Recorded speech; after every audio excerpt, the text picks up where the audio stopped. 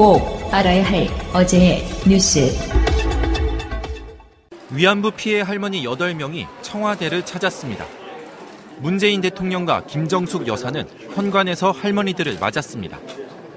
이어진 오찬 자리에서 문 대통령은 2015년 한일 위안부 합의에 대해 사과했습니다. 또 할머니들 뜻에 어긋나는 그런 합의를 일본하고 이렇게 하게 돼서 정말 할머니들에게 죄송스럽다는 그런 말씀을 드리고 싶습니다. 대통령으로서 사과 말씀을 드립니다. 할머니들은 잘못된 합의를 밝혀줘 고맙다면서 앞으로 일본의 공식적인 사과를 받아달란 부탁도 덧붙였습니다. 공식적인 사죄하고 법적인 배상하라는 26년이나 해나왔습니다. 이것만이 우리는 또 외치고 싸울 겁니다. 앞서 문 대통령은 오늘 오전 또 다른 피해자 김복동 할머니가 입원 중인 병원도 찾았습니다. 할머니들은 이러고는 도저히 받을 수가 없다. 이 돈을 가지고 법적으로 사죄와 배상하라.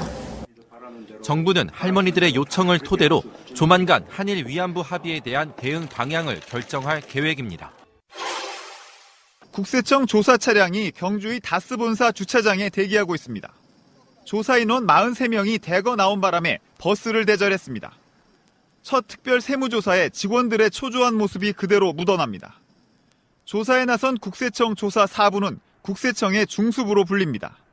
상속세, 법인세뿐만 아니라 자금 흐름 전부를 조사하고 따라서 특별법인 조세범 처벌법으로 다뤄질 수 있습니다. 해외 법인과 국내 공장들, 수많은 하청업체 사이 오고 간 돈의 흐름들이 그 대상입니다. 이중장부나 매출 및 재고 조작 등이 드러날 수도 있습니다. 전반적인 자금 흐름을 본다는 점에서 그동안 검찰의 수사와 판이 달라질 수 있습니다. 회계 장부는 하나가 틀려지면은 그 뒤가 맞추어질 수가 없거든요. 회계 장부와 자금 흐름이 전부 다 같이 맞아져야만 그게 가능한 것이거든요. 들여다봐야 하는 장부와 계좌의 규모가 방대할 수밖에 없습니다. 핵심 조사 내용은 크게 두 가지로 예상됩니다. 먼저 상속세 물납 미스터리입니다. JTBC가 보도한 다스 내부 문건들은 여러 가지 문제를 제기했습니다. 상속세를 내야 할 유족에게 가장 불리하게 설계됐기 때문입니다. 누군지 모를 실소유주에게 유리하도록 그 해의 영업실적까지 조작하는 정황도 나왔습니다. 또 하나 비자금 조성 과정도 있습니다. 전직 다스 직원들은 해외 매출을 늘리거나 재고를 줄이는 등 방법을 썼다고 밝혔습니다. 2008년 정호용 특검은 다스 비자금 120억 원을 확인하고도 수사에 나서지 않았습니다. 다스 실소유 의혹 규명을 위해 검찰이 그동안 5차례나 나섰지만 아직은 나온 게 없습니다. 강제 조사권을 발동한 국세청의 움직임이 앞으로도 주목되는 이유입니다. 최경환 의원은 지난해 특수활동비 수수 의혹이 처음 불거지자 돈을 받지 않았다고 주장했습니다. 언론 인터뷰에선 만약 사실이라면 동대구역 앞에서 극단적인 행동을 하겠다는 발언까지 했습니다. 하지만 법원은 영장실질심사를 통해 범죄 혐의가 소명된다고 판단했습니다. 또 증거인멸에 우려가 있다며 구속영장을 발부했습니다. 최 의원은 지난 2015년 국정원으로부터 특수활동비 1억 원을 수수한 혐의를 받고 있습니다. 국정원 특활비 예산을 늘려주는 대가였다는 게 검찰 판단입니다. 당시 경제부총리 겸 기획재정부 장관이던 최 의원은 돈을 받기 직전 국정원 예산을 472억 원 증액해준 것으로 파악됐습니다. 같은 당 이우현 의원도 13억여 원의 불법 정치자금과 뇌물을 받은 혐의로 최 의원과 같이 서울구치소에 수감됐습니다.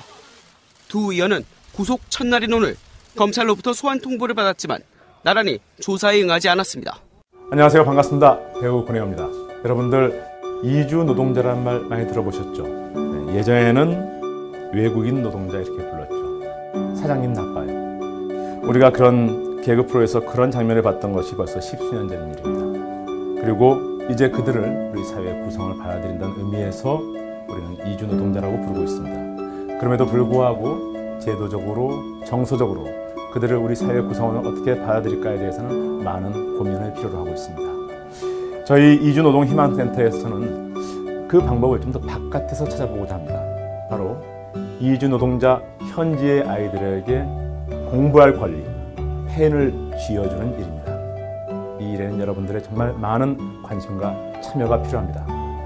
이주노동희망센터에 여러분들이 희망이 되어주시기 바랍니다. 고맙습니다. 방송 중간에 좋아요를 눌러주시면 새날팀들에게 큰 힘이 됩니다. 미리 감사합니다. 트위터가 진짜 언론입니다. 신비님 나오시는 날이네요. 신비님 안 나오셨습니다. 자, 오늘 나오신 분들 소개해드리겠습니다. 명종님. 네, 안녕하세요. 신비로운 남자 이명종입니다. 그리고 신비로운 여자 마차님. 안녕하세요, 마차입니다. 자, 출발하겠습니다. 졸라 신비하지 않은 신비 나왔습니다. 씨발. 여기서까지 왕따 당하고 있습니다, 지금. 재밌네. 신비님 나오셨습니다. 반갑습니다. 네, 뭐 이런 장난도 치고요. 팟캐스트니까 가능하지. 지상파에서 이랬다가 욕 바가지를 먹지. 최근 JTBC에서도 그러던데.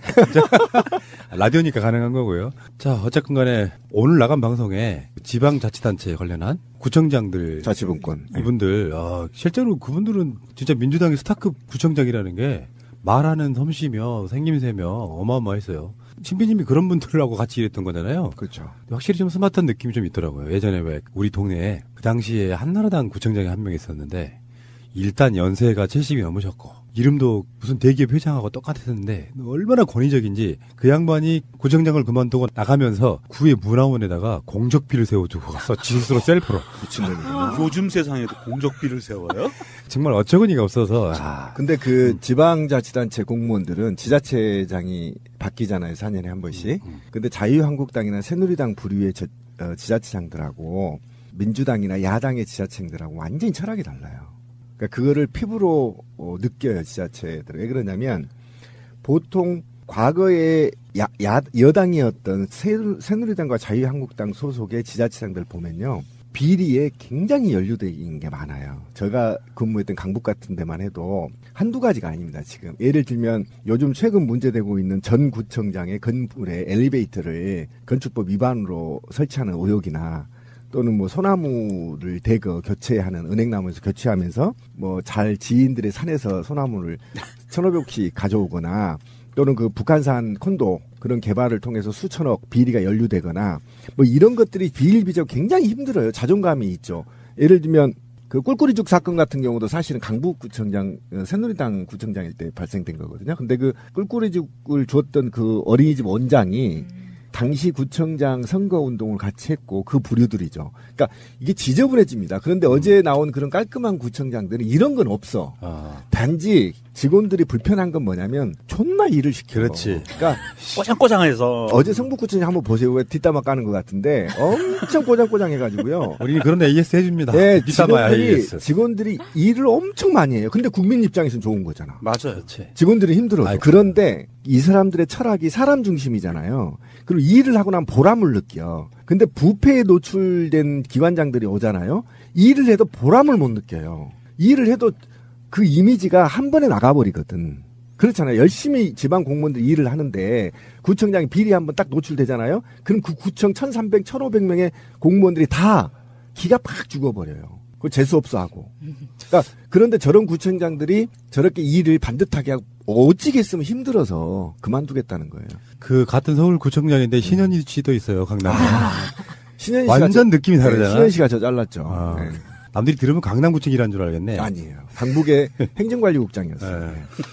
그러니까 어쨌건 이번 지방선거 때 서울에 있는 구청장들을 단 한 명도 빠짐없이 민주당으로 교체하는 그 느낌이면 정말 좀 기분이 확 살잖아요. 지금도 세 곳인가 아니고 다 민주당이. 그 세 곳을 먹어야 된다고. 그런가요? 제도로서의 민주주의가 흔들리고 구타는 일은 이제 없습니다. 민주주의가 밥이고 밥이 민주주의가 되어야 합니다. 자, 홍준표하고 이명박이 만나서 한 대화가 충격이죠. 어떤 느낌이냐면은 죄송해요. 저부터 욕할게요.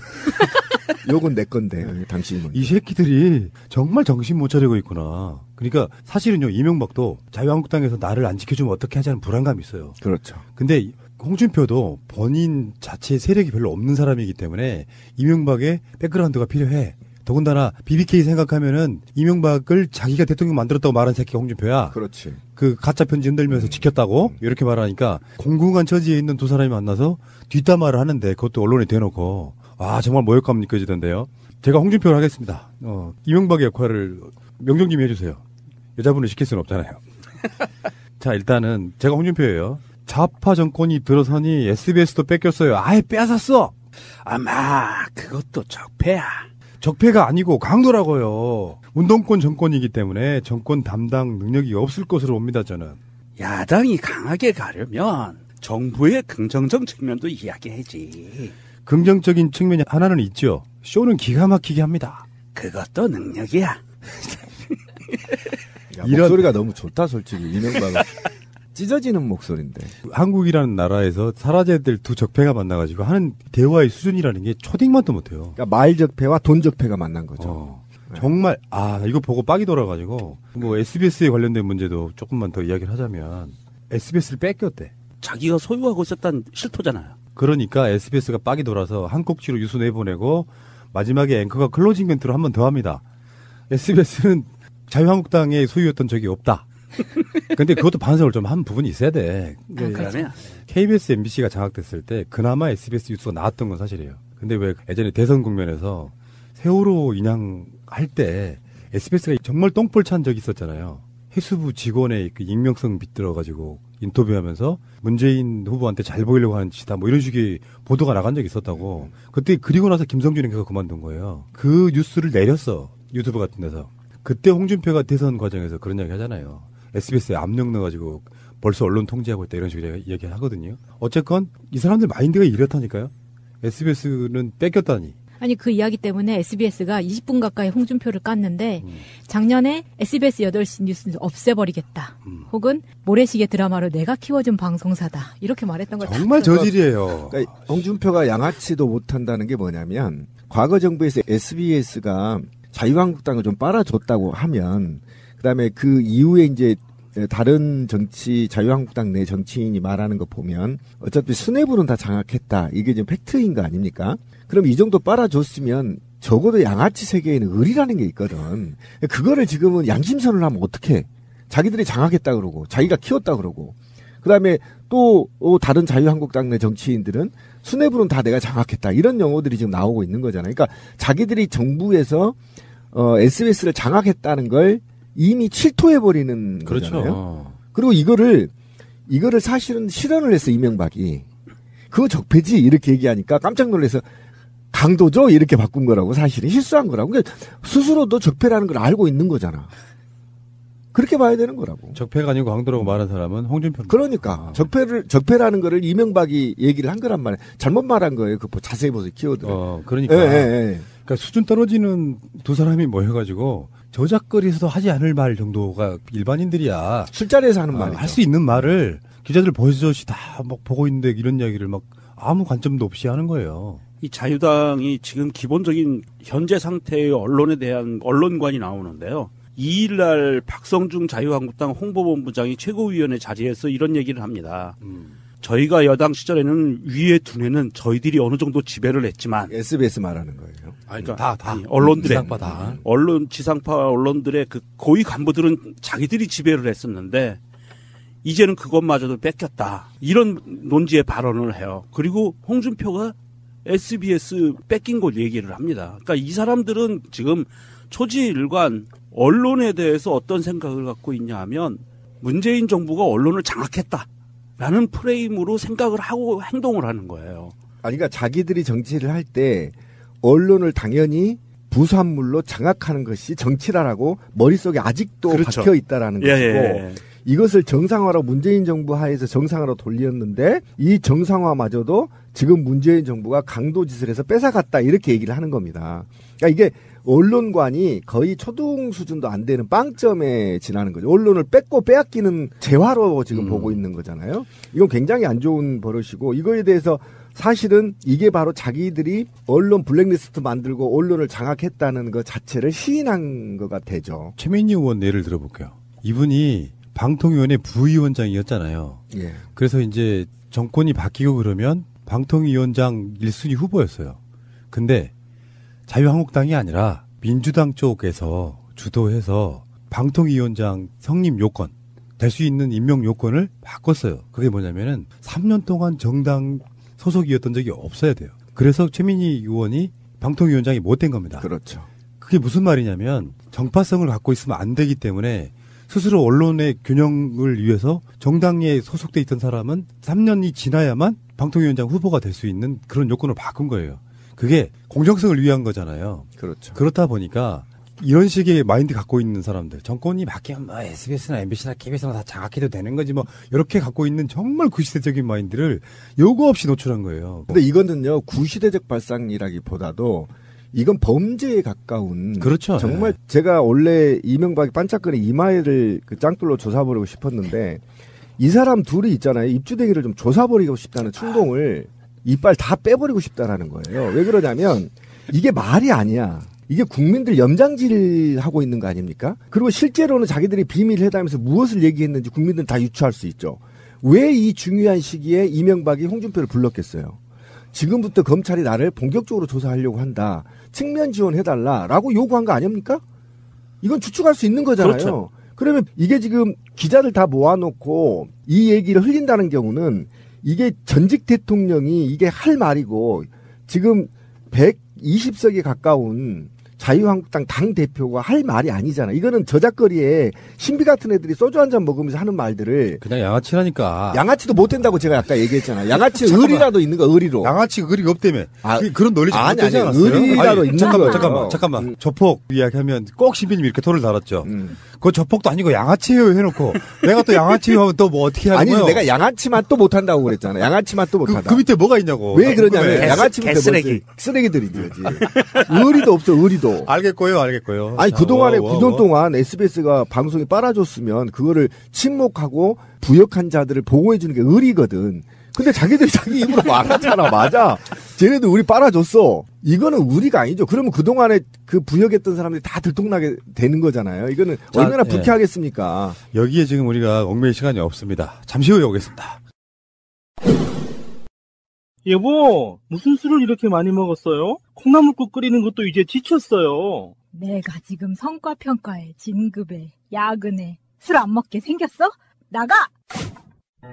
그래서 비아바이오텍이 개발했습니다. 이제부터는 이너피스 릴렉스 프로젝트를 하십시오. 간에 피로 물질이 생기는 이유와 그런 물질을 어떻게 하면 잘 배출할 수 있을까 연구하던 끝에 간 재생활동 시간이 숙면 시 최대 효과를 나타낸다는 것을 알아냈습니다. 잠이 보약입니다. 숙취 해소와 숙면 그리고 릴렉스 일석삼조 이너피스 잠을 잔다는 뜻의 ZZZ 릴렉스닷컴. 와, 좋은데? 아, 손 시려워. 발도 시려워. 겨울바람 때문이야. 걱정 마세요. 온돌라이프에서 나온 황토 발구들이 있잖아요. 전기열로 황토를 데우는 첨단 기술이니까 전자파 걱정 없고 자동 온도 조절 장치로 화상의 위험도 없습니다. 올겨울에는 전기 난방기로 인한 화재 소식이 들려오지 않기를 바랍니다. 전기료는 전기난로의 10분의 1. 당신의 건강 온도를 지키세요. 찜질 등 다양하게 활용할 수 있습니다. 겨울철 수험생, 직장인, 시장 상인 등에게 필수 제품입니다. 구입 문의는 062-223-3621 네이버 쇼핑에서 발구들을 검색하세요. 자기야, 보험 뭐뭐 들었어? 글쎄, 아는 사람 통해서 몇 개 들었는데 사실 뭔지는 잘 몰라. 마이 보험 체크에 일단 전화해봐. 1800-7917. 내가 든 보험이 나에게 잘 맞는 보험인지 진단해준다고. 물론 추천도 해줘. 그런 곳이 있어? 1800-7917? 나도 그곳에서 진단받고 나에게 꼭 맞는 보험으로 갈아탔지. 아무 보험이나 대충 가입할 것이 아니라 나에게 맞는 보험, 이게 중요하지. 1800-7917 주소창에 한글로 my보험체크.com을 쳐보세요. 보험은 좋은 것입니다. 필요 없는 보험을 상세한 설계 없이 가입하는 것이 나쁜 것입니다. 우리 꽃님이 역시 똑똑해. 마이보험 체크에서 함께 일하실 분들을 모집합니다. What a wonderful world. 드디어 최경환, 이우현 두 현직 국회의원이 뇌물 혐의로 동시에 구속됐습니다. 온 국민이 어제 축배를 들었다고 하죠? 저는 크리스마스인 줄 알았어. 네, 그렇습니다. 저작거리에 모든 새벽에 있는 사람들이 다 화이팅하고 난리가 났어요. 비둘기도 날고 참새도 날고 난리가 났어요. 그리고 건배 구호가 구속이더만. 예, 구속. 바로 구속. 참네. 자, 이게 이런 관점으로 한번 보자고요. 최경환은 박근혜 정권 때 실세 중에 실세였죠. 이명박 때도 실세였습니다. 아주 실세라고 보기는 좀 어렵고 약간 측근이었죠. 측정이. 예. 그러니까 이명박 박근혜를 관통하는 유일한 장관이에요. 그렇죠. 유일하진 않구나. 국방장관도 한번 한 적이 있었고요. 그리고 이우 의원은요. 서청원의 대리인이라고 보시면 돼요. 서청원의 최측근. 이 사람들이 한 명은 국정원 특활비 1억 수수 혐의 최경환이고요. 이우 의원은 공천 헌금 등 10억 수수 혐의. 근데 이제 국회 회기가 끝나면서 구속영장을 청구했는데 법원이 발부를 해준 거예요. 우리가 두 적폐 판사라고 말한 사람들이 또 여기서는 또 이렇게 발부를 해주시네요. 구속영장 발부되기 직전에 사건이 하나 있었죠. 블랙리스트. 블랙리스트 존재가 나오기 시작했죠. 아 뜨거. 아마 그러지 않았을까 싶어요. 강부영 영장 전담 판사하고 오민석 영장 전담 부장 판사하고 이 사람들이 이 두 사람에 대한 구속영장을 발부를 했습니다. 그런데요. 왜 구속을 할 수밖에 없냐면 정확하게 팩트가 밝혀져 버렸기 때문이에요. 이우 의원은 자기가 받았다고 시인해버렸어요. 시인했기 때문에 구속할 수밖에 없는 것이고요. 최경환은 지금 물증이 정확하게 있기 때문에 빠져나갈 길이 없는 거예요. 그러니까 아무리 봐주려고 해도 아무리 적폐 판사고 적폐 구속 적부심 판사라 하더라도 증거가 명확한데 어떻게 이거를 석방을 합니까? 그래서 구속시켰다고 보면 되는 거고 최경환이 그냥 특활비 1억 수수만 문제가 있는 게 아니에요. 최경환이 청와대 상납까지 관여되어 있어요. 지금 특활비. 상납 느려라 낮춰라라는 걸 최경환이 건의했다는 거 아닙니까? 이게 지금 팩트로 밝혀진 거고 제가 더 화가 나는 건 이 의원입니다. 이 의원이 우리가 한간의 얘기를 한번 해볼까요? 한간의 새누리당이 당시 집권 여당일 때 소문이 어떻게 돌았냐면요. 공천 10억이라는 게 기본이었습니다. 이거는 한간의 얘기예요. 동네 양아치들이 떠들고 다니는 술자리에서 저도 들었습니다. 제 지역에서. 그리고 이것을 나눠 먹는다 이런 겁니다. 그러면 지금 자유한국당이든 누구든 공천을 할 때는 10억이라는 이 기본 룰, 이 바닥에 한간에 룰이 확인된 거잖아요. 그죠? 저는 이 확인돼서 이 10억이란 돈을 지금 검찰이 꼬리 자르는 식으로 해서 이 의원만 10억 받아서 먹는 걸로 지금 사기치고 있는데 제가 볼 때 이 10억은 상납됐을 가능성이 굉장히 높습니다. 그럼 이 10억이 어떻게 자금 출처를 밝혀야 된다는 거죠. 자금이 10억이 이 의원한테 온 거는 밝혀졌어요. 본인도 시인했고요, 일부. 그러면 이 돈이 누구한테 로비가 됐느냐, 당내 유력 인사한테. 그리고 이 돈이 누구한테 흘려가 10억이 적은 돈이 아닙니다. 이게 굉장히 큰 죄거든요. 공천과 관련해서 10억이 어떻게 상납됐는지 상납 고리를 밝히는 것이 검찰의 끝입니다. 이 의원이 국회의원이라고 하나 넣는다고 해서 이 꼬리를 자르면 수십 년 동안 내려온 그 당의 모 당의 공천 헌금의 적폐를 청산할 수 없다는 거예요. 저는 이게 너무 충격이었습니다, 사실은. 왜냐하면 동네 저작거리에서 다 이 얘기가 돌고 있었거든요. 지자체장 7억. 내가 다 얘기할까요? 구의원들, 시의원들 3억. 이 동네 룰이에요, 룰. 그러니까 이게 지금 밝혀진 거거든요. 굉장히 큰 사건이에요, 이 의원 사건이. 그래서 정치 이 내에 공천과 관련한 잡음, 그리고 적폐를 청산한 유일한 길이어서 서청원이까지 갔을 가능성이 있다라고 한다면 검찰은 반드시 이 돈의 끝까지 추적해야 된다. 저는 그렇게 보고요. 그 이우연 부분은요. 지금 보도들을 보면 서청원이 압력 행사한 게 나와요. 그렇죠. 뇌물 청탁을 위해서 대기업 회장을 만나서 압력 행사하고 거기에 서청원이 여당의 대표고 친박의 좌장이잖아요. 이 사람이 대기업 같은 데 가서 압력 행사하고 다니면서 이거를 행동대장처럼 확인해서 받아 챙겼던 사람이 이 의원이에요. 그렇죠. 그러니까 이게 골 때리는 게 뭐 금감원 통해서도 건물 매입을 협조하라고 압력 행사하고요. 시사저널이 보도한 거 녹취록을 보면은 정말 골 때려요. 그리고 국정원 통해서는 빨리 처리해라고 압력도 행사하고요. 이 의원이 서청원을 위해서 뭔가 활동한 정황들이 막 다 드러나고 있거든요. 결국에는 이제 이 의원 수사를 하면 또 서청원에 대한 수사가 계속 되겠죠. 이거는요, 악질 범죄입니다. 정말 당을 사당화시키고, 그다음에 정치를 혐오스럽게 만드는 행위거든요. 그래서 이게 지금 저는 게이트로 발전해야 된다. 이우영 게이트로. 왜냐하면 이 돈이 10억이 적은 돈이 아니에요, 실제로. 공천하는데 이들이 10억을 받으면 이게 이 의원이 처먹는 게 아니에요, 지역위원장이. 다 위로 상납하고 위에 이 사람들이 돈을 받은 만큼 혜택을 주기 위해서 국가기관을 동원했잖아요. 국정원, 금감원 다. 이건 중범죄입니다. 굉장히 큰 범죄예요. 그냥 받고 공천을 주는 것과 국가기관을 동원해서 그에게 이익을 제공한 거잖아요.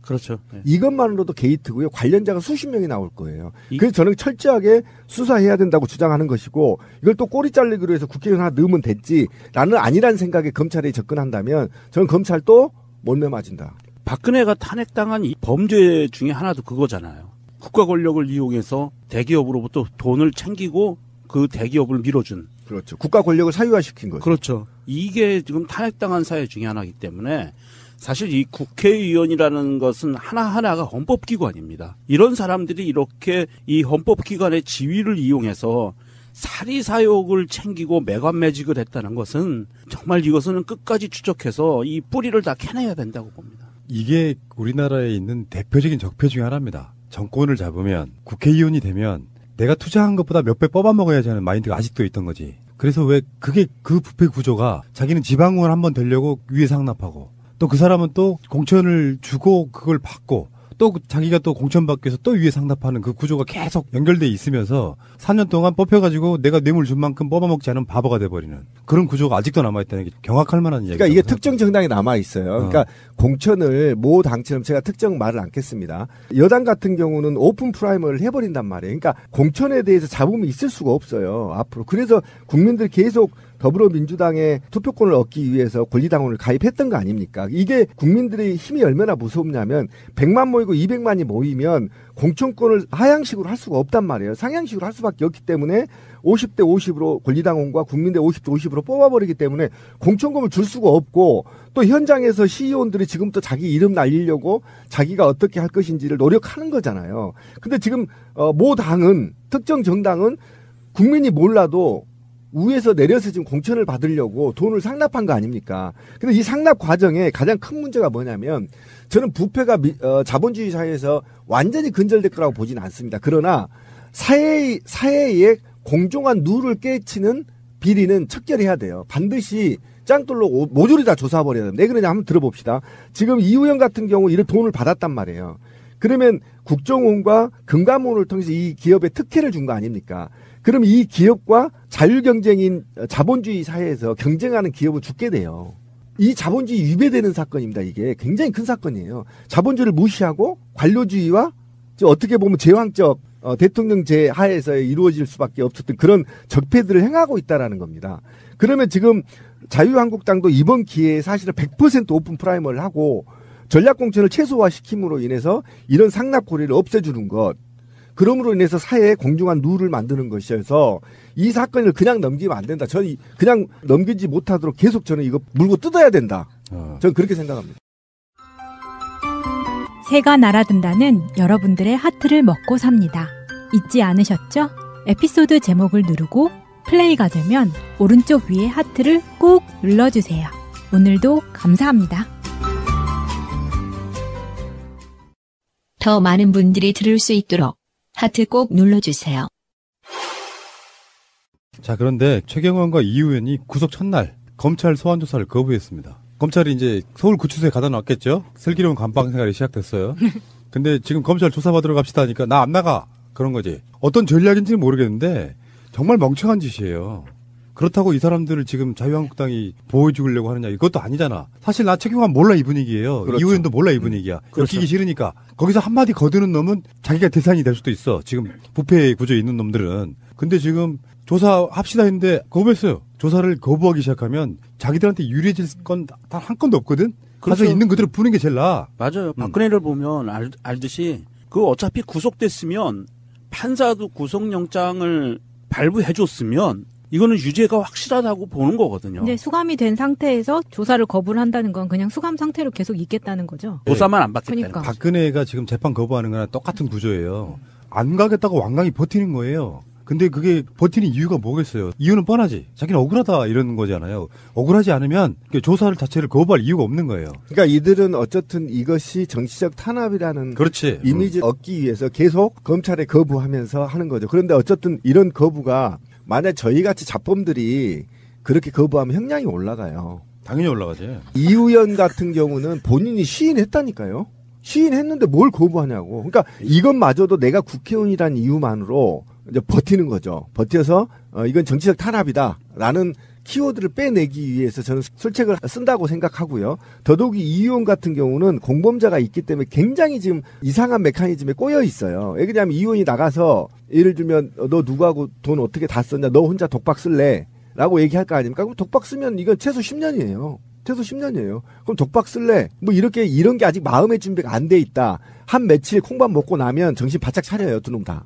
이게 지금 특히 이 의원이 착각을 하고 있는 게 최경환도 마찬가지예요. 둘이 착각을 하고 있는 게 혹시라도 자기 편에서 누가 나서서 좀 이거 이슈화 시켜서 이거 정치 공세로 한번 밀어붙여볼까 하는 그런 희망사항을 갖고 있는데 착각입니다.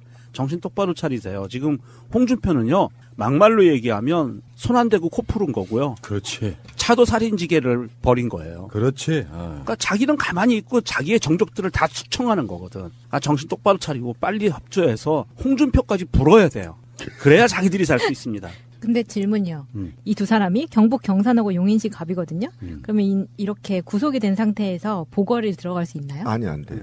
확정이 아니라 2심까지 확정 판결이 나야 의원직이 떨어져. 그러니까 최소한 2년은 간다. 이게 1심 나오려면 또 공판해야 되고 또 2심 또 아이고 깝깝하네. 보통은 이제 통상적으로 구속영장이 발부되면 한 1년 안에 3심까지 빨리 끝내게 지침은 내려와 있는데 이게 쉽게 잘 안 지켜지죠. 그리고 세비는 계속 지급이 됩니다. 확정 판결 받기 전까지는. 나는 그래서 법을 바꿔야 된다고 생각해. 동의합니다. 그 유죄가 확정되면 기소된 날로부터 다시 토해내야 돼. 그렇죠.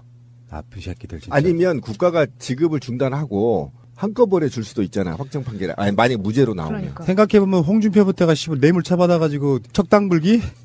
이런 게 증거가 나왔는데 나 지금도 길거리 활보하고 있잖아요. 범죄자. 아유 씨. 잠시 후에 다시 오겠습니다. 6살 하늘이 밥을 잘 안 먹어요. 엄마, 그만 먹을래요. 엄마의 걱정은 점점 더해가는데요. 그런데 이때 택배입니다. 연지연 곰탕이 배달됐어요. 직접 도끼로 팬 장작불 위에 한우 사골과 도가니를 가마솥에 한가득 넣고 24시간 끓인 진구. 아, 맛있다. 연지연 곰탕. 조미료 같은 첨가물이 전혀 들어가지 않아 엄마의 기쁨은 더하답니다. 연지연 곰탕은 강화군에서 김포시 방향으로 강화대교 건너자마자 있습니다. 한 그릇에 8,000원입니다. 7팩 이상 무료 배송합니다. 주문 전화는 010-7252-1114. 여보, 우리도 차 한 대 사자. 휴가철에 놀러 한번 제대로 못 갔어. 우리가 돈이 어딨냐? 그리고 딜러들 믿기도 힘들고 말이야. 이번에 새날에서 광고하는 중고차 이야기 한번 가보자. 중고차 이야기? 허위 매물 없는 200% 품질 보증제를 실시하는 곳이래요. 중고차 이야기를 검색하세요. 1666-8546. 나는 중고차 이야기에 차 팔러 가야지. 이야, 파파메이드 이거 참 좋네. 냉장고와 차 안에서 정말 냄새가 안 나네? 이거 어떻게 이럴 수가 있지? 원리는 간단해요. 냄새를 냄새로 덮는 게 아니라 냄새를 미네랄 성분으로 아예 없애는 기술이에요. 파파메이드를 한 다음에 향기 좋은 방향제를 넣으면 상쾌해져요. 향수를 뿌리기 전에 세수부터 하는 원리죠. 오, 이거 대박인데? 이 사장님 돈 좀 벌어야겠다. 네이버가 주관하는 창업성장 프로그램에서 획기적인 기술력으로 상도 받았고 특허도 냈습니다. 모두 여러분 덕분입니다. 고맙습니다. papaMade.kr 또는 파파메이드를 검색하세요. 자, 국민의당으로 가보겠습니다. 국민의당이 좀 상황이 좀 재밌게 됐어요. 우리가 볼 때가 재밌는 거예요? 지금은 저는 불안해 죽겠어요. 그러니까 어디까지 왔냐? 어디까지 왔냐? 어제 국민의당하고 바른정당 두의 실무팀장이에요. 사실 알고 보면 이현주하고 정운찬 만나가지고 어떻게 합당할 것인가 실무작업을 하고 있는 거야. 지금 국민의당에서는 결론도 안 났는데 그래가지고 밀어붙이는 게 완전히 막합파식이에요. 불법이다, 미달이다, 뭐 전당대회 거쳐야 된다. 이건 다 패스하고 새롭게 신당을 만든다는 거예요. 그래서 국민의당하고 바른정당을 둔 상태에서 합당 절차를 거치고 신당을 만들면 거기에 이의제기하지 않으면 다 새로운 통합, 지들 말로 하는 표현입니다. 통합신당으로 흡수되는 거다 이렇게 이야기를 하더라고요. 그러면 이현주가 하는 말이 가관이야. 나가봐야 뭐 원로 개섭단체나 만들겠어요. 웬만하면 따라올 거라고 그렇게 비아냥거리더라고. 아니 그렇게 이제 말로 전쟁하는 거니까 하는 게 어쨌든 양당이 지금 제3지대 신당론으로 굳어지고 있죠. 예, 양쪽 서로 흡수나 이런 것이 아닌 조금이라도 한 사람이 더 가져오기 위해서 어쨌든 제3지대 통합론으로 지금 가고 있어요. 제3지대 통합론으로 가면 어쨌든 합당에 대한 의결 방식이 의원 수만큼의 이제 할당을 해야 되고 지역위원회도 할당해야 되고 어쨌든 이런 문제에 대해서 좀 합당에 가장 합리적인 방식이죠. 제3지대 합당이. 여기에 이제 이 호남 국회의원들 박지원과 어쨌든 정동영을 중심으로 신당 창당을 지금 개혁신당 창당을 지금 벅차를 가하고 있죠.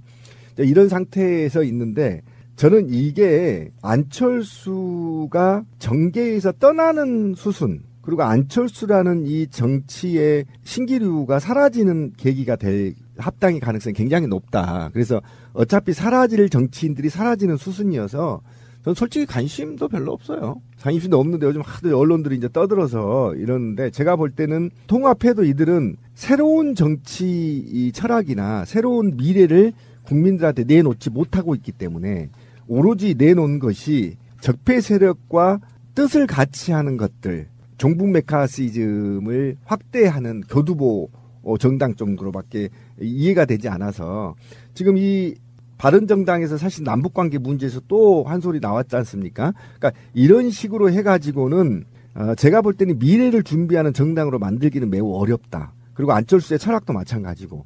그래서 국민들 관심에서 조금씩 멀어져가는 통합이고 관심이다. 그런 측면에서 우리 정치계에 큰 반향은 일으키지 못한다. 망해가는 것을 막기 위해 궁여지책으로 하는 짓이기 때문에 그러니까.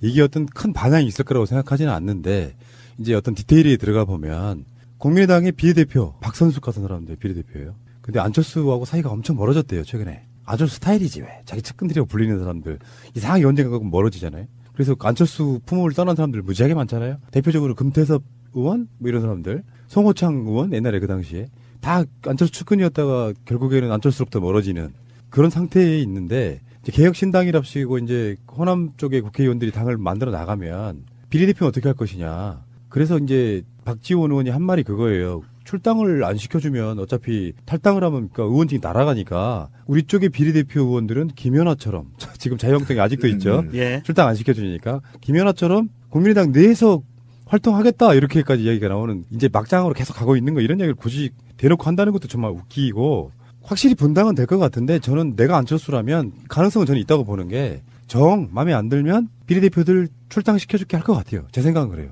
왜 그러냐면은 안철수의 목적은 국회의원 숫자를 늘려가는 게 아니에요. 아예 벗어나는 거거든요. 호남 정당이라는 걸 벗어나서 보수 쪽으로 가겠다는 생각이 있는 사람이고 결국 최종 종착지는 자유한국당일 겁니다. 최근에 그 단면을 볼 수 있는 것 중에 하나가 안철수가 이희호 여사 새 예방을 안 했어요. 계획도 없다고 아직 하죠. 심사숙고 중이라고 하는 거죠. 과거 전적 있잖아요. 기억나실지 모르겠는데 납니다. 이희호 여사 녹음 사건. 그 김홍걸 위원장도 그 있고 막 말을 왜곡해가지고 했던 사건도 있고 그래서 이것은 이제 정치적으로 이희호 여사를 예방하지 않는다는 것 자체가 마치 이런 거지. 안철수가 김대중 대통령, 노무현 대통령 살아 계셨다면 예방하다가 안 가고 이명박 만나러 가는 거하고 똑같은 정치적인 행보예요. 그렇죠. 지금까지 아직까지 안 갔다는 거죠. 국민의당에서 이제 더 이상 그 국민의당의 정체성에 대해서는 더 이상 자기가 거기에 뜻을 같이 두고 있지 않다. 그리고 더불어서 호남의 정서에 대해서는 자기는 이제는 신경 끌란다. 이렇게 선언한 거나 마찬가지라고 봐야 돼요. 맞아요. 그러니까 지금 어쨌든 DJ가 돌아가시고 나서 동교동계가 이희호 여사 중심으로 뭉쳐 있거든요. 그러면 이희호 여사를 방문한다는 얘기는 동교동계와 안철수가 커뮤니케이션을 하겠다는 의미로 받아들이는 거잖아요. 우리가 정치적 의미는. 근데 아예 동교동계와 선을 긋겠다라는 의미로 받아들여야 됩니다. 정치적 의미는. 그렇다고 한다면 DJ의 정치적 철학, 호남이 추구하는 보편적 가치의 철학을 안철수가 이제 더 이상 신경 안 쓴다. 나는 그냥 내 갈 길 간다. 라고 해석해도 무리함이 없습니다. 그래서 안철수는 이미 이제 호남의 정신을 떠났다. 처갓집 떠났다. 그렇지. 네. 본인 입장에서 이제 필요가 없으니까 이제 버린 거예요. 한마디로 그렇죠. 말하면. 한 일화가 있던데 그 네. 박지원 대표 지금 와이프가 입원 중이잖아요. 그렇죠. 수술하고. 예. 그런데 안철수가 단톡방에서 단체 카톡방에서 쾌유를 빕니다. 이 한마디 외에 병문안을 안 왔다는 거예요. 다른 사람들 다 왔다 갔는데. 꼴 보기 싫은데 가겠어요. 정말 이 사람 되게 단편적이야. 초딩 같아. 아 싫어. 저번에 김홍걸 위원장이 나 괴롭혔지. 안 갈 거야. 뭐 이런 느낌. 아이고 참. 이 안철수라는 사람을 보면 참 정치 역정이 한번 되짚어보면 2012년에 혜성같이 등장해가지고 막 빛을 발하잖아요. 그리고 2014년에 새정치민주연합을 같이 만들고 2014년 3월에 만들고 2015년 12월에 깨요. 그리고 2016년 2월에 국민의당을 만들고 2018년 2월이 되면 또 깨는 거예요. 이거 한 2년 터울로 움직이는 게 굉장히 좀 보기가 그래요. 굉장히 안 좋죠. 네. 안철수가 왜 더불어민주당, 당시 민주당에서 떨어져 나갔냐면, 제가 말하는 지금 국민의당의 일부가 다선 의원들이잖아요. 그다음 호남의 토우 세력들이라고 봐야 되죠. 기득권 세력들. 이걸 중심으로 더불어민주당 혁신위원회를 만들어서 혁신위원회에서 새로운 젊은 정치인으로 호남을 혁신하겠다라는, 또는 전국을 혁신하겠다는 거죠. 그게 반동해서 나가는 거잖아요. 그렇죠. 그러니까 개혁을 하지 않겠다라는 거였습니다. 그렇잖아요. 맞아요. 근데 이들이 사실은 안철수가 손학규를 중심으로 손학규와 박지원 등 정동영 등등이 꼬셔서 데리고 나간 겁니다, 사실은. 그렇잖아요. 그러니까 그렇고 나가서 몇 달 못 버티고 지금 또 저렇게 이제 분당을 하고, 만약에 지금 남아있는 호남계의 정치인들이 개혁신당이라고 또 이름을 내걸지 않습니까? 그럼 그때 개혁은 무슨 개혁이고 지금은 또 무슨 개혁이냐. 그 개혁이 사실상 자기들 국회의원직을 연장하는 개혁이 개혁이냐. 그러니까 자기들이 대승적인 정치는 하지 않고 이 호남에서도 이거 반기지 않을 거라고 저는 봅니다. 분명히 말씀드리지만 새로운 정치 시대에 새로운 정치, 그다음에 미래의 정치에 적합한 정치인들이 뽑혀야 되는데, 과거에 그렇고 그런 이합집산의 정치인들을 이제 지지하지 않는다, 국민들은. 그런 측면에서 어쨌든 안철수가 우리 정치계의 최악의 정치인이 될 가능성이 굉장히 높아요. 명정씨가 얘기한 것처럼 몇 개월 가지 못하고 당을 깨고 또 몇 개월 돼서 당을 깨고 계속 다니는데, 제가 볼 때 자유한국당 가서도 깰 것 같아요. 제가 MB 아바타입니까? 아니면 아니라고 본인이 해명하십시오. BBK라는 투자 자문회사를 설립을 하고. 여러분 이거 다 거짓말하는 걸 아시죠?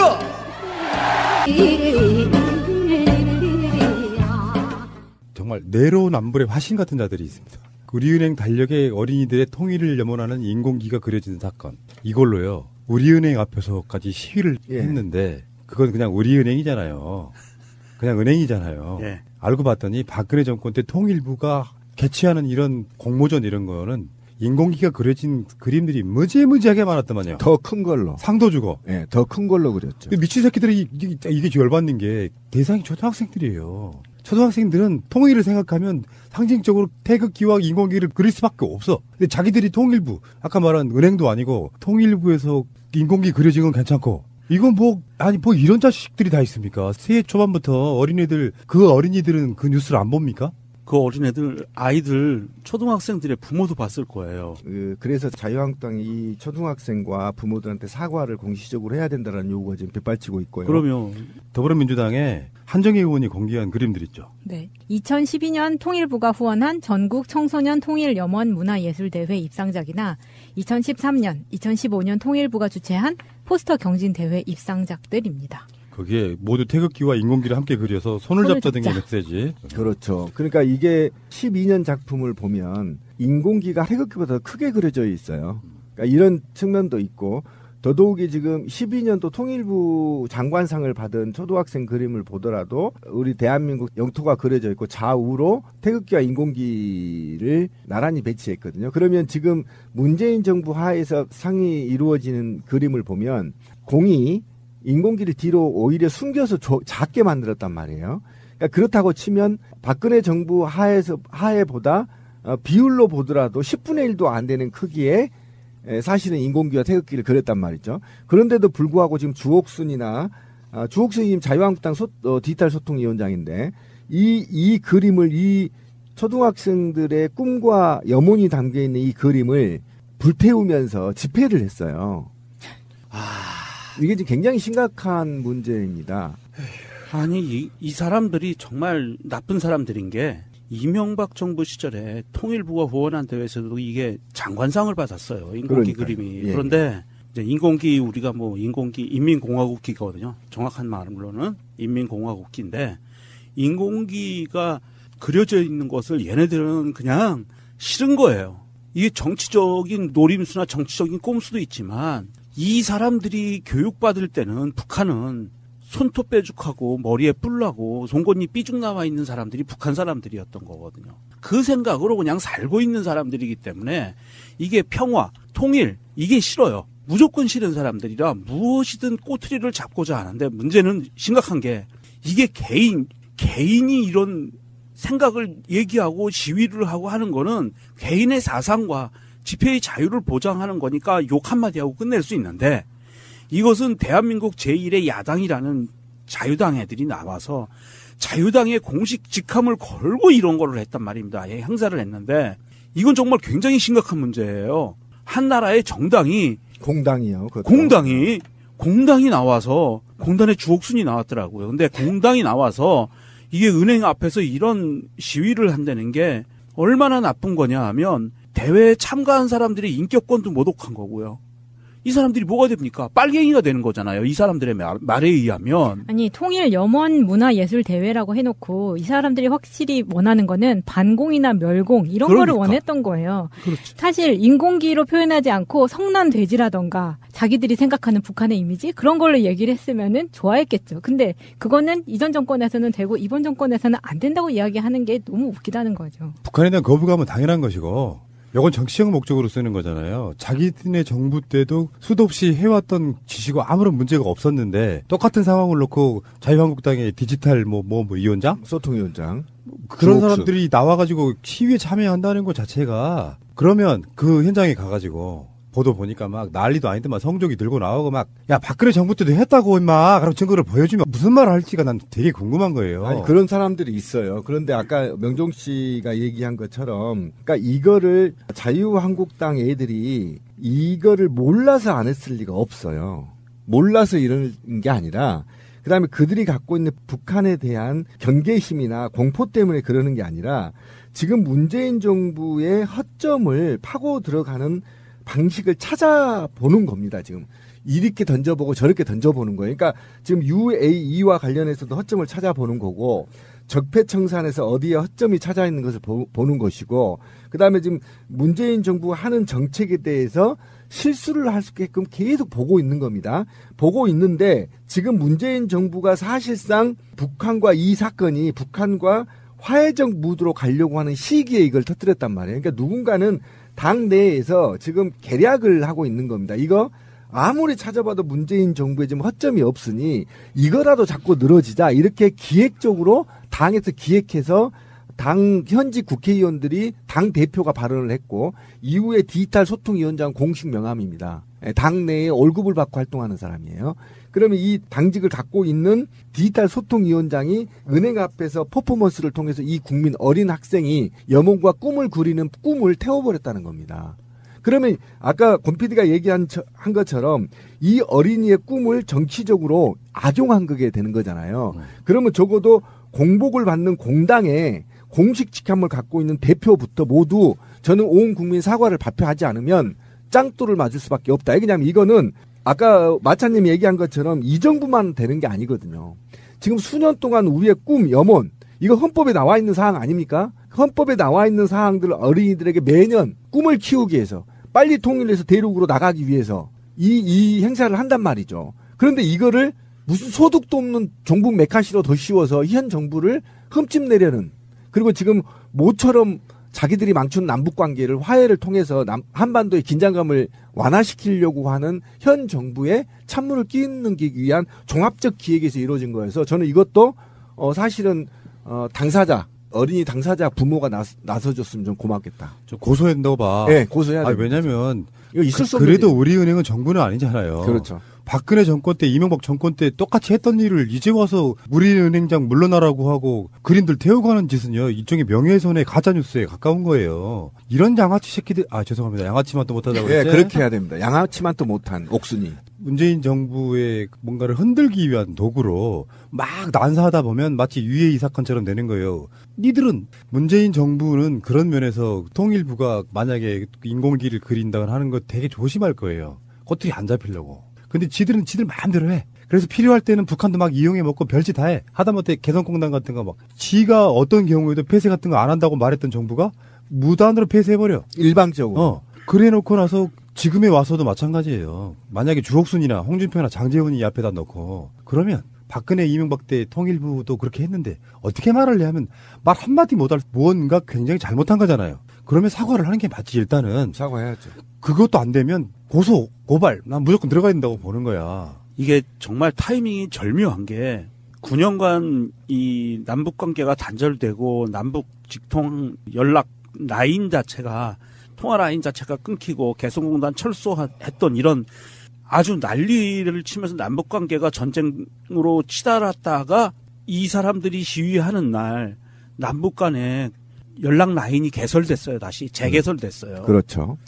그런 타이밍에 이 사람들이 이렇게 종북, 빨갱이 논란 막 이런 것을 들고 나오는 것은 저는 굉장히 이거는 깊게 기획돼서 물타기로 이거는 다시 남북관계, 남북이 화해와 평화 모드로 가는 것을 지금 계속 거기서 어깃장을 놓는 거예요. 그렇죠. 이거는 정말 반민족적이고 반인륜적이고요. 국가의 이익보다는 어떻게 하면 사리사욕을 채울까 하는 것으로 똘똘 뭉쳐진 자유당의 이 민낯을 제대로 보여주는 사건이라고 봅니다. 우리가 그러니까 오늘 나간 방송에서도 그런 비슷한 이야기를 했는데 만약에 김정은이 방한을 하게 되면 어떤 난리가 날지가 예상이 되잖아요.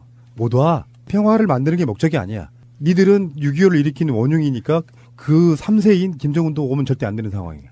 뭐 이런 관점으로 난리 뻑대기를 치고 그래야만 그들이 존재하는 가치가 있는 거라서 남북간 관계가 좋아지면 안 되는 제가 표현하자면 그런 거예요. 우리 민족의 영원한 왼수들이에요. 맞습니다. 왼수. 그러니까 내가 오죽하면 그런 이야기를 했겠어요. 이명박이 국립묘지에 같이 참배하러 가는 인원들을 보니까 저 사람들만 쓸어버려도 적폐청산 반은 되겠다. 마찬가지로 우리은행 앞에 모이는 사람들이 다 그 사람들이잖아요. 그러면서 지금 카톡에 돌고 있는 이야기가 있는데요. 우리은행 30억 원 대북 송금 정황 드러나 이렇게 되어 있는 카톡이 지금 엄청나게 돌고 있는 거예요. 그래서 오늘 우리은행이 만든 사람을 가짜 찾아서 사람을. 고소를 했거든요.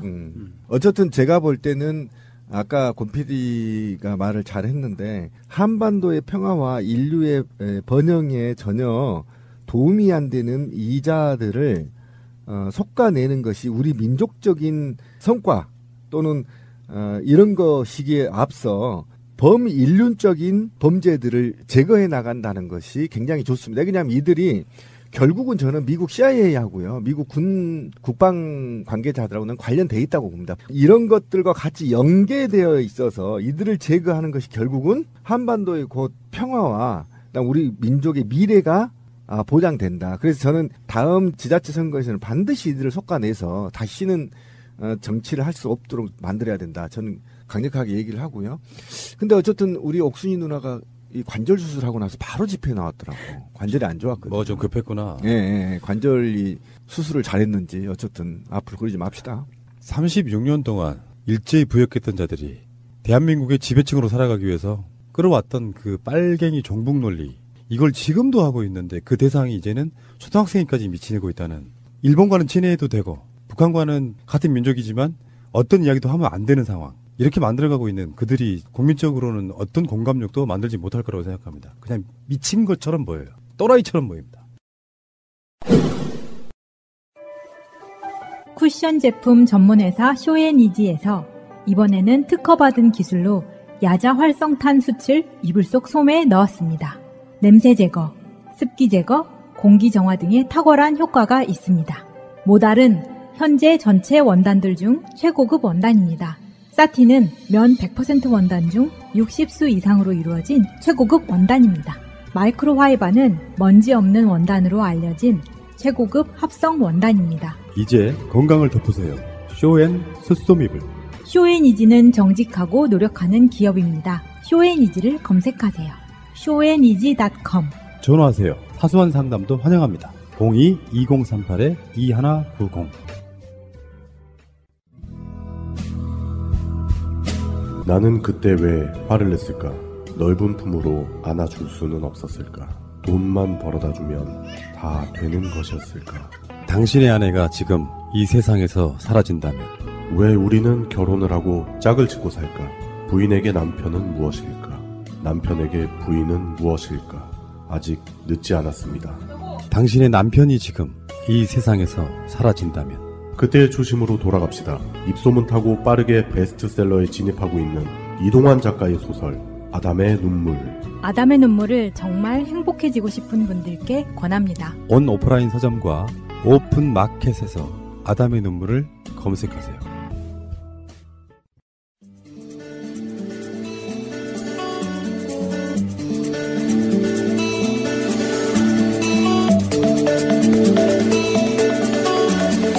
제가 용돈 이야기를 준비를 하는데 이 얘기가 자꾸 슬퍼질 것 같아서 제가 이걸 되게 하기가 싫더라고, 이 주제가. 감동 모드도 괜찮아요. 감동을 좀 주세요. 네, 비슷한 이야기를 제가 추석 때 특집으로 했던 공감톡의 트라우마 편에 나오긴 하는데, 제가 그 용돈은 어렸을 때는, 그러니까 저의 인생은 딱 IMF 전후로 나뉘는 것 같아요. 그 IMF 전까지는 땅바닥에 발을 안 디뎠다는. 네. 그쵸. 예. 그때는 그러니까. 거의 뭐, 하리수 씨가 인생 바뀌듯이 바뀌셨어요. 네. 마찬가지로. 굳이 용돈을 안 받아도 그냥 불편한 게 없었던 거? 네. 아니, 뭐 그게 대단한 게 아니라 뭐 그때는 쓸 일도 별로 없었고. 박근혜급이네요. 박근혜는 딱히 돈이 필요가 없잖아요. 없죠. 그러니까 최순실이 다 해주니까. 그 급이네. 근데 그러다 보니까 어떻게 되냐면 학교에 돈을 내야 될 때 항상 나는 네. 돈이 없는 거예요. 그래서 항상 애들한테 돈을 빌려서 내는 거예요. 최순실이랑 똑같네요. 국민들 세금 걷어서 뭐 하듯이. 자기는 돈 많은데 항상 돈 필요하면 남의 돈 가지고 쓰는 거야. 기업한테 달라 그러고. 아무튼 그래가지고 그 IMF 후에는 제가 이제 갑자기 제 생각에는 제가 인생의 나머지 50%를 알았으면 이 50%가 없었으면은 나는 진짜 세상 사람들 사는 걸 몰랐겠다라는 생각을 굉장히 많이 했었거든요. 그게 왜 그랬냐면 정몽준 아들이 한때 막 막말이나 이런 걸로 욕을 굉장히 얻어먹은 적이 있었어요. 네, 맞아요. 근데 저는 뭐 미개하다 뭐 이런 네, 표현 그런 있었죠, 이야기를 그때. 하고 걔는 이제 정말 고생을 안 해봤을 거 아니에요. 그런 언행을 한 거를 저는 이해가 가는 거예요. 걔가 왜 그렇게 얘기를 했을지를 전혀 몰랐을 테니까. 근데 제가 나중에 IMF를 겪고 나서 어렵게 회사에 취직을 했잖아요. 근데 그 회사가 강남 한복판에 있었지만 백으로 들어온 애들이 많았었단 말이에요. 그러면 그 회사에서 느끼는 어떤 미묘한 이게 레벨이 있는 거예요. 뭐 누구네 딸이래더라, 누구네 어쩌다. 제가 저번에도 이야기했잖아요. 걔네들한테 은근히 회사에서 상을 주고 책상 잘 치웠다고 상을 주고 뭐 이런 식으로 하니까. 자, 연말 시상식입니다. 베스트 책상 클린상 누구 집안 아들 축하드립니다. 뭐 별로 이상한 거 뭐. 똑같이 돈이 많아도 어떤 집안 내력을 또 이렇게 레벨을 따지더라고요. 그래서 성골 진골 따지듯이. 맞아. 예, 집안 대대로 부자였는지 그 아버지가 운이 좋아서 갑자기 돈이 많아진 건지 이런 걸 따지더라고요. 맞아요. 그래서 이상한 상 베스트 칼퇴근상 누구 집안 딸. 우리가 정말 남들이 보기에 이렇게 칼퇴근하는 모습 보여줘야 되는데 이걸 이분이 보여줬어요. 하면서 막 주면서 정말 마차님은 계속 손을 부글부글 갈았을 거 아니에요. 그렇죠. 근데 제가 그때 당시에 그러니까 학교 다닐 때도 알바를 엄청 많이 했지만 근데 보통 과외를 많이 했었는데 이 과외를 해서 과외로 모은 돈으로 제가 주로 했던 게 뭐냐면은 우리 집이 망하기 전에 엄마의 생활 수준을 그대로 받쳐주고 싶다는 생각을 굉장히 많이 한 거예요. 그래서 아르바이트를 하는 족족 저는 엄마를 어떻게 하면 엄마 뭘 사줄까 이런 생각을 정말 많이 한 거예요. 근데 제 동생이 대학생 때요? 대학생 때. 도저히 이해할 수가 없네. 대학생 때 왜 그런 생각을 하죠? 저도 지금 생각하면 그래요. 근데 제 동생이 저랑 14살 차이가 나니까 당시에 우리 엄마가 이제 초등학생 동생을 데리고 그냥 아빠는 한동안 연락이 안 됐었으니까 그게 전 너무 속상했었던 거예요. 그래가지고 이제 나중에는 회사에 취직을 했어도 회사 끝나고 과외를 갔어요. 그러면 6시에 칼퇴근을 하더라도 7시까지 과외하는 집에 가서 7시부터 9시까지 2시간 알바를 하는 거예요.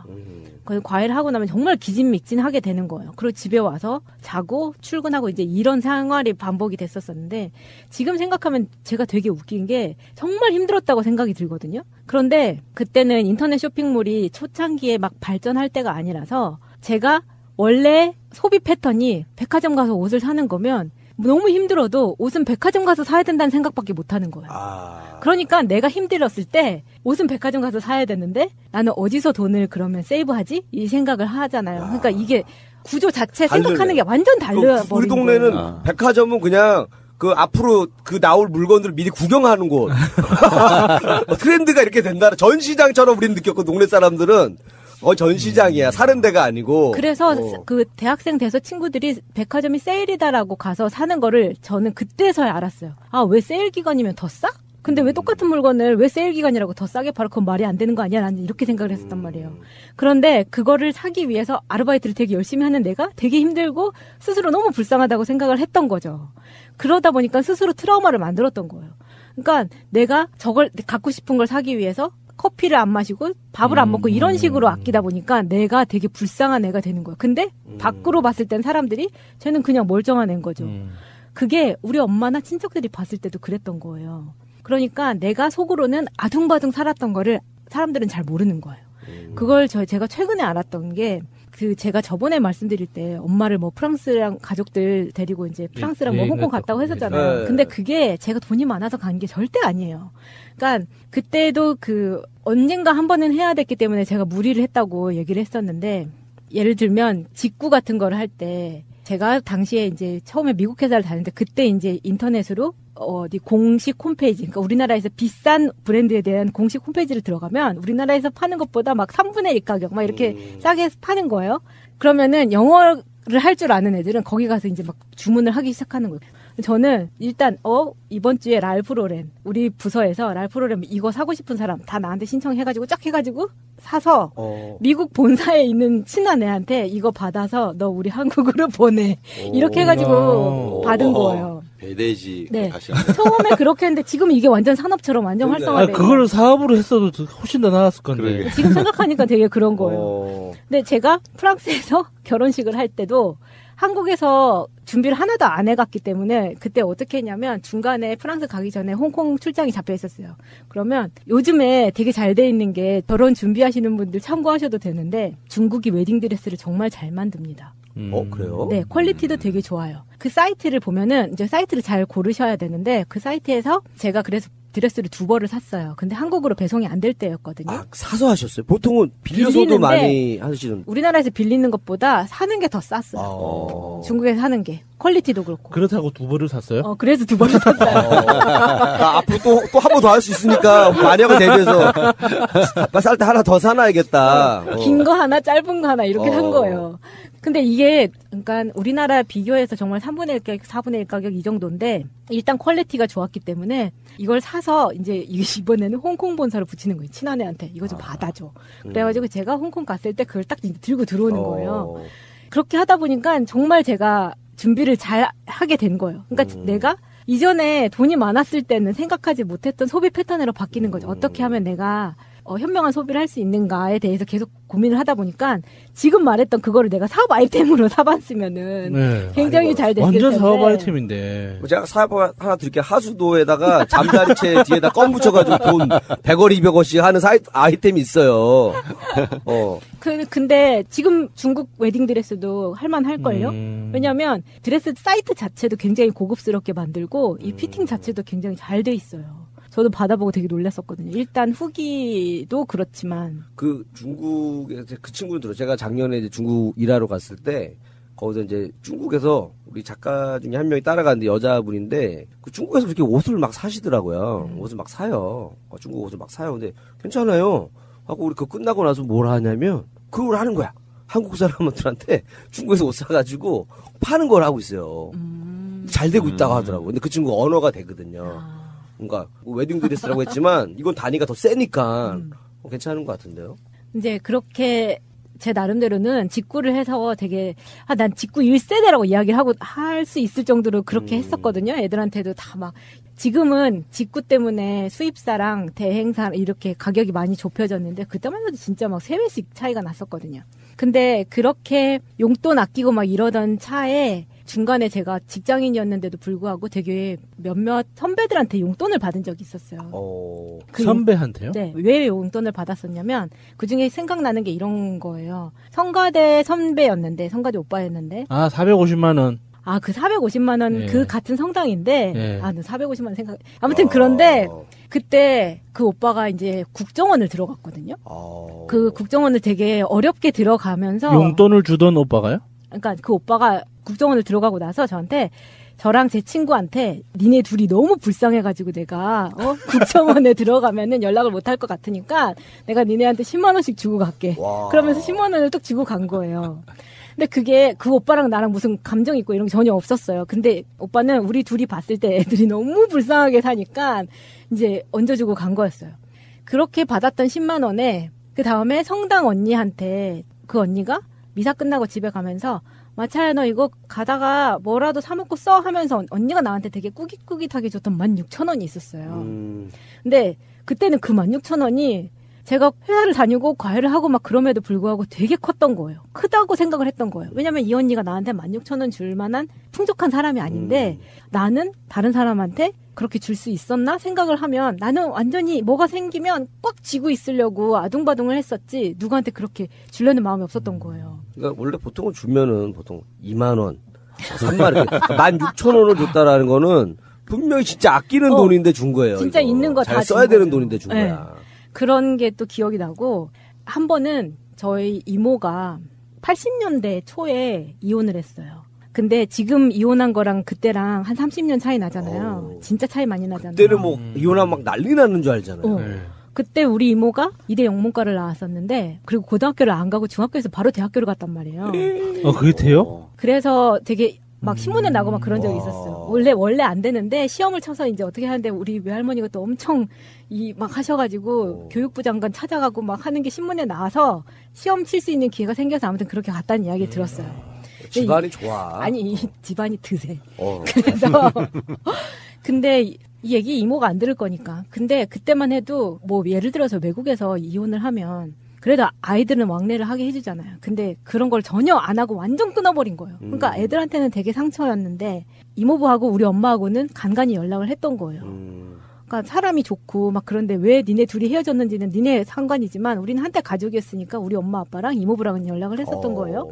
그러다가 정말 한 20년이 지나서 이혼하고 20년이 지나서 처음으로 이모부가 내가 마차 회사 근처 가서 마차를 한번 보고 싶다고 그랬다는 거예요. 그러니까 자기 딸은 못 보고 비슷한 또래의 나를 보고 싶다고 했던 거야. 그런데 이모부가 그때만 해도 잘 나가는 자동차 회사를 다닌다고 들었었는데 지금은 택시를 하고 계시고 팔이 한쪽도 되게 불편한 거예요. 이모부가 와가지고 나한테 수표 10만 원을 주고 가는 거예요. 근데 나는 이 돈을 쓸 수가 없는 거예요. 근데 내가 이모부를 만났다는 걸 이모가 알면 난리가 날 거란 말이에요. 그러니까 아무한테도 말을 못 하는 거예요. 그래서 그 돈을 쓰지를 못하고 엄마를 줬어요. 엄마가 신나게 쓰신 거 아니죠? 설마 여기서 반전으로 신나게 그렇게 난 다 엄마한테 준 거야. 그 얘기를 하면서 드렸어요? 어머니한테? 아, 그렇죠. 이 돈의 의미가 이런 의미다. 이거 이모부한테 해서 받은 거야. 엄마 써 하고 준 거죠. 근데 제가 가장 크게 엄마한테 줬던 거는 우리 집이 망해서 엄마가 되게 힘들 때 되게 웃긴데 성지순례를 가서 엄마가 되게 마음이 편해지고 좀 기도를 할 수 있는 기간이 있었으면 좋겠다는 생각에서 엄마가 이제 2주간의 대모님 덕에 성지순례를 간 적이 있었어요. 그때 제가 정말 그 엄마가 가서 편하게 쓰라고 미친 듯이 과외를 뛴 거예요. 2탕 3탕씩 뛰어가지고 코피를 막 줄줄 흘리면서 150만 원을 만들어가지고 엄마한테 줬어요. 엄마 성지순례 가서 엄마 쓰고 싶은 만큼 다 쓰고 와. 그래도 엄마가 다 쓰진 않을 거 아니에요, 그거를. 그래서 왠지 반전이 있을 것 같은데요. 엄마가 다 쓰고 와. 그게 소비 패턴이 있다 그랬잖아요. 엄마가 나한테 고맙고 미안한 마음은 있으니까. 그러니까 나한테 샤넬, 디올 이런 화장품을 사온 거예요. 근데 저는 그게 나한테 다 소용 필요 없는데 엄마가 그냥 썼으면 좋겠는데 엄마 그런 거를 사가지고 오셨더라고요. 나는 그런 거 안 발라도 그냥 이쁜데 굳이 그러니까. 화장품 안 발라도 되는데 이런 걸 왜 실제로 사오냐. 그런 건 있어요. 옛날에는 인터넷 쇼핑몰이 없었잖아요. 그리고 지금처럼 화장품이 로드샵이 없었단 말이에요. 그래서 화장품 가격이나 그 옷값이 지금보다 되게 비싸는데 요즘은 많이 저렴해지고 합리적인 가격이 된 거예요. 그렇죠. 뭔가 마차님 같은 좀 딸을 많이 낳아야겠다는 생각이 들어. 보니까 엄마한테 다 갖다 주는 것 같아. 뭐든지 다 해주고. 관광시켜줘, 뭐 해줘. 그게 나중에 한 번에 터져서 제가 추석 때 엄마 블락한 거잖아요. 카카오톡 차단하고 전화 안 받고. 아, 이게 폭발하지. 진짜 자기가 다 해놓고, 해달라고도 안 했는데 자기가 다 해줘놓고서 자기가 혼자 열받아가지고, 내가 그동안 너무 많이 해준 거 아니야? 하면서 연락 차단하고. 아, 이상하네. 아, 뭐야. 네, 그랬던 용돈에 대한 저의 이야기였습니다. 자, 여러분들은 용돈 하면 무엇이 떠오르십니까?